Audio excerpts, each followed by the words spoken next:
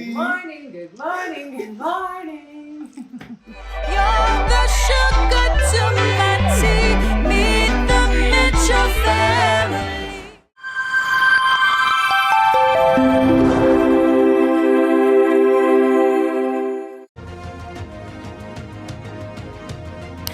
Is progress being made in search of reparations for transatlantic chattel slavery?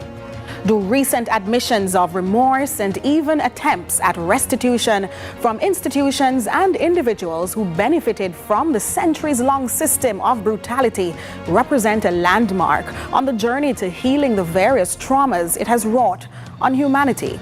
Tonight, we explore a development that caught many observers by surprise as a UK-based church organization has arrived on the island to issue an apology for slavery. Join me at the desk as we begin Lead Story.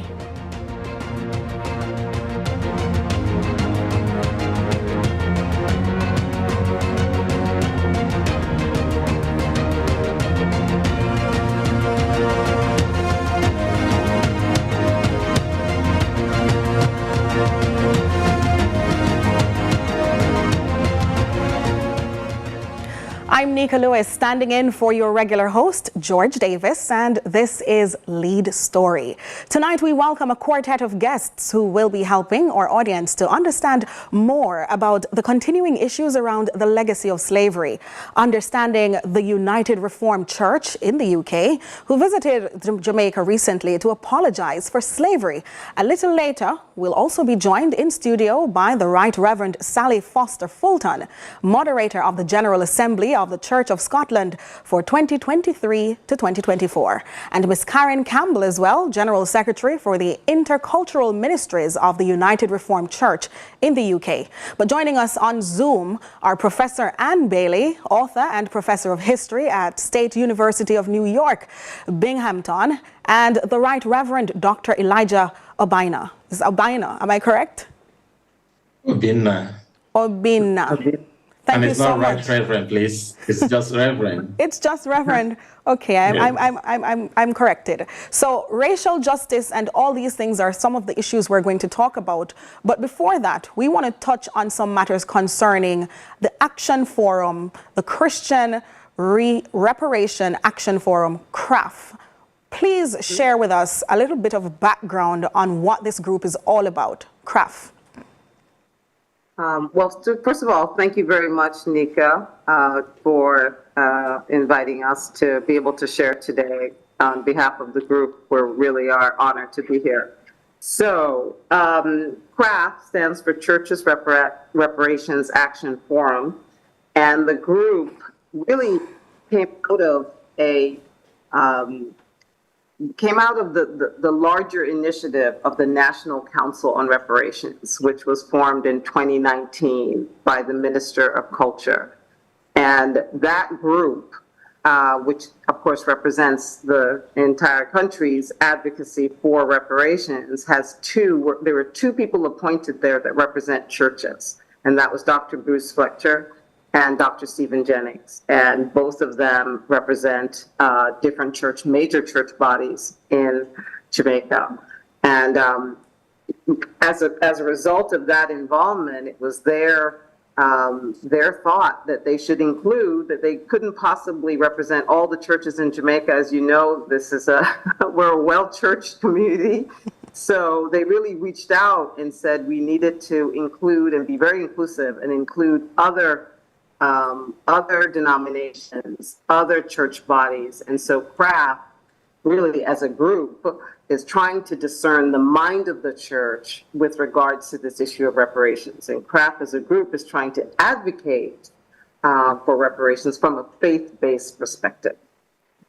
So I get the fact that the church played a critical role in slavery, and now with reparations on the table and these discussions becoming more and more crucial or critical, there is need for a plan of action, so to speak. So we're going to just dabble a little over now to the 7-point reparations plan, because we have heard that there is such a plan. And I've happened to look at that 7-point reparations plan.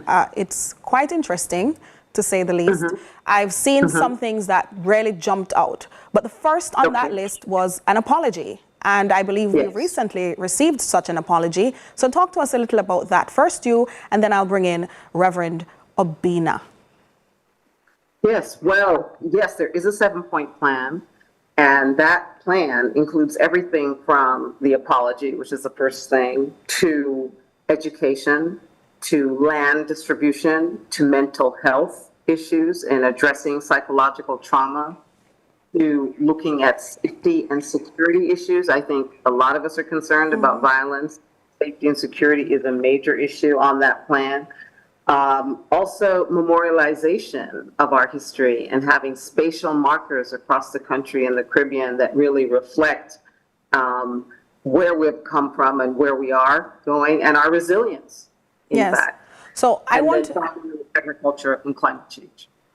Yes, I wanted really to take it point by point so we can dissect the plan in that way. So I want to also bring in Reverend Obina.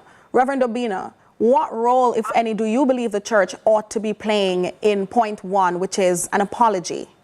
Why is that necessary? Yeah, the spirit behind the 7-point plan by Kraft is the fact that churches it's believed that churches historically played a part during the process of the slave trade and the enslavement of African people.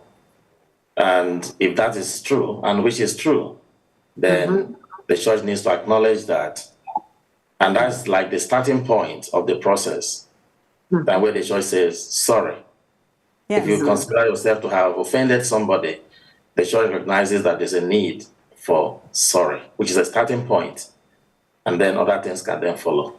Yes. So you raised the point that it's really just the starting point for the issue, because it can't just be, I'm sorry, after hundreds of years of enslavement and abuse and hurt that is transcending generations. But it must be more than that if you're going to take it from the church's perspective and your theories and philosophies from a biblical perspective. Because certainly the Jesus that the church preaches is one who is always saying, let's not just say I'm sorry for now, but also fix things for future. So I think that takes us now to point 2. But before we go into point 2, talk to us about the apology that was issued just a few days ago in Jamaica by the churches in England. To start with, the apology wasn't issued by all the churches from UK. It was issued by the United Reformed Church.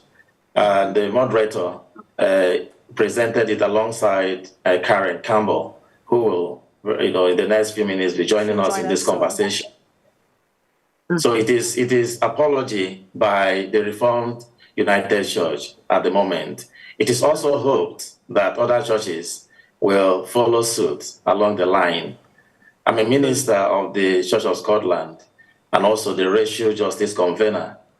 And in the past, the last year during our General Assembly, the General Assembly received a report which brought to fore the fact that the church will have something, that we need to work towards the process of presenting an apology for the church's involvement or complacency in the face of the brutality that characterized the enslavement of African people.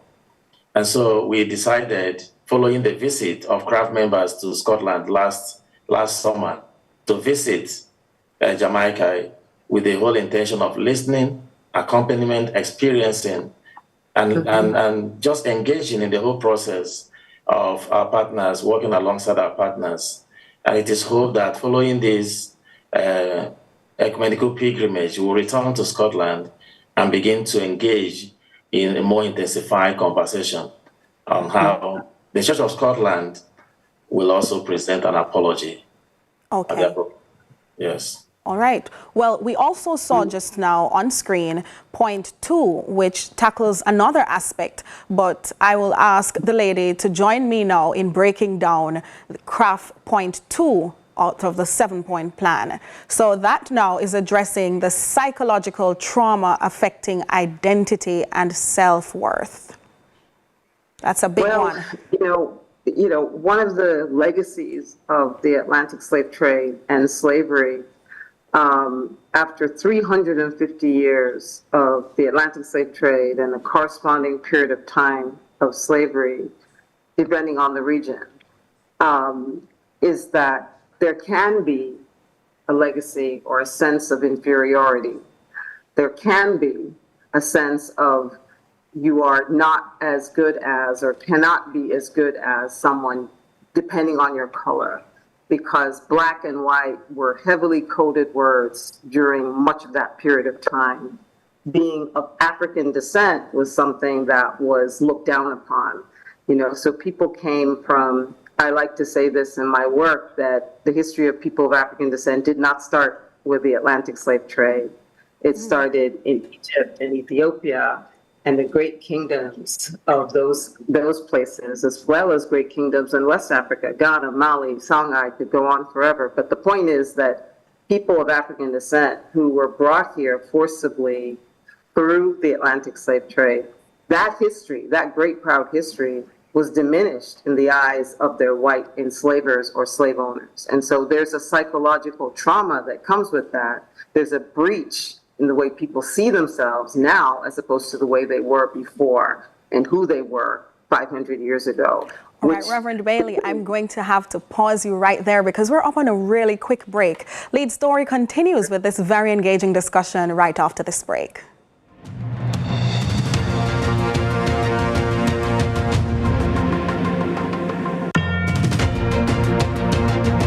Hi, I'm Wayne. And I'm Tammy. And we are the Mitchells. You can watch Meet the Mitchells right here on CVM TV every Wednesday at 8 p.m. Yes, you guys don't want to miss it. We will be having new episodes every week, so definitely follow along with our family.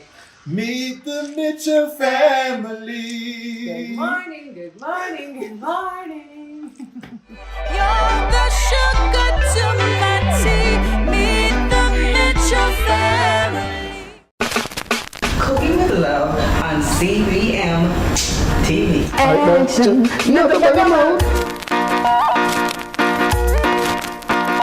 And this week episode, with their yard. She want a lover, man. Look at that. Cooking with Love. Now look at this. A big chef listener, guys. So go on. She want a lover, man.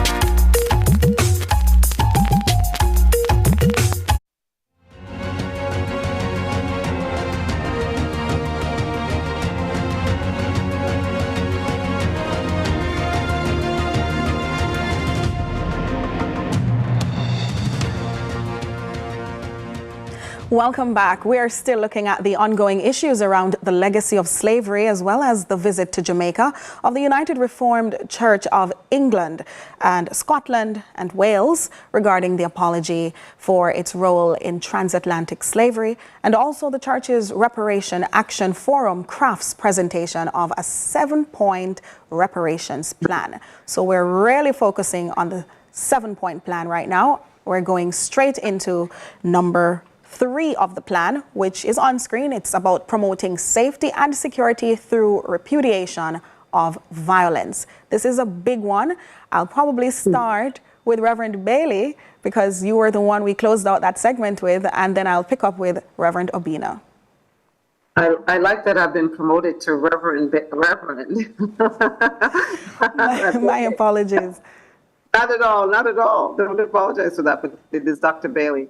I will say that this is very important. We know that many of us are concerned, some of us even preoccupied rightfully about issues of violence. Many of us see this as maybe a contemporary issue.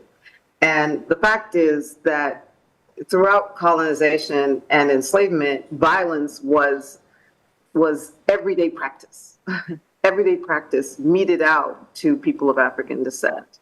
That's the reality of slavery, that it was a very violent institution. And so we're not newly dealing with violence, and much of the violent legacy was meted out upon us and our ancestors. So this is a real legacy that we have from the past. And I think part of the reason it continues is because we haven't addressed the fact that this is something we've been exposed to for a very long time. And we also need to address the economic and social conditions that help to perpetuate a certain kind of violence. But what I want to say very clearly, that Kraft is very clear that we are not inherently a violent people. I want to make that very, very clear. We are not inherently a violent people. We have incidents of violence, often based on social and economic conditions that we think reparations can address, and also based on this psychological and long-term legacy of violence that we have lived with for hundreds of years.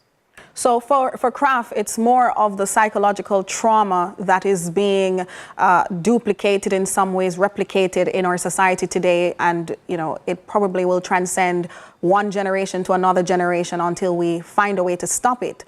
But Reverend Obina,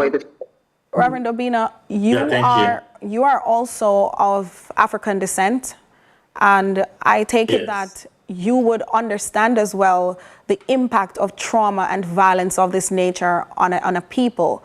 How different is it for the people you've encountered in Caribbean islands compared to those from motherland Africa in terms of the acts of violence that you'd see? Yeah, thank you. I must say that, it's been great to be in Jamaica this past almost 2 weeks. And the stories we had before traveling from the UK, nothing to be compared, with what we've seen. We've traveled around, we've been to Blue Mountains, we've been to Jacksontown, we've been to Portland, we've been to everywhere, almost everywhere in the land. We've traveled through the villages, the towns, and everywhere. And it's been fantastic. People have been so nice, hospitable, kind, and very respectful, and very welcoming as well. So I would say that what I would like to add, to point to and the overall conversation is that the understanding of slavery is that it wasn't just a physical enterprise. It affected the mental. There was a mental dimension to it. And that mental dimension, like Professor Ann has rightly described, runs into generations. It becomes almost like a hereditary issue, which is what Kraft is intending to pursue. Now, I would like also to mention that violence is not peculiar to a particular people. It has a universal currency.